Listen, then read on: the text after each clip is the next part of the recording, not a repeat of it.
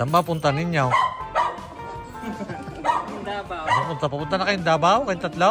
Maylin at Nanita sinundo ni Pugong Be a Hero. Pupunta sila ng Davao.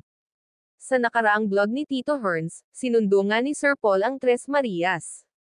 At tinanong nga ni Tito Herns si Pugong Be a Hero kung saan sila pupunta. Ang pabirong sagot ay sa Davao. Masaya naman ulit ang Tres Marias. Nakasama nilang muli ang pamilya ni Pugong Be a Hero, at sabay silang kumain. At may pasalubong pa silang mangga ang paborito ng Tres Marias, lalo na paghilaw at maasim na mangga. Ay talaga magkasundo silang tatlo at masaya habang sila'y kumakain. At tinanong sila kung nagpapasalamat na sila sa nagbibigay ng mangga. Sabi ni Nanita shoutout sa nagtatanim at nagbigay sa kanila ng mangga na galing sa Mindoro.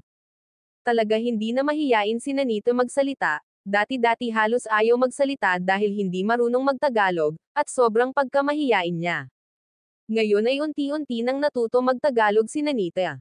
Syempre sa tulong nila Teacher Nida, Tito Herns at kila Maylin at Zenia, ganun na rin sa mga teachers sa kanilang school, at sa napakabait nilang principal kaya natuto si Nanita. Itiloy mo lang Nenita, tanggalin muna ang hiya-hiya na yan, marami humanga sa kanya. Mapanood ang full video sa YouTube channel ni Tito Herns TV. Bisitahin po natin ang kanyang channel. Ganun na rin sa aking munting channel Elma's Vlog. Pakisupport din po mga kababayan. Maraming salamat. Mangga sa Tres Marias, galing Mindoro. Wow, swerte naman nila. May nagbigay ng mangga sa kanila. Pasalamat naman kayo. Ha? Hindi pa nga, upo na agad. Wow! Salamat kayo doon sa nagbigay. Salamat po sa bigay. Wa nga naman. Ayan agad oh. Ba? Tapos Maria, tigigisa na agad mangga. Grabe itong tatlo. Huh? Grabe oh. Ubus na. Ay!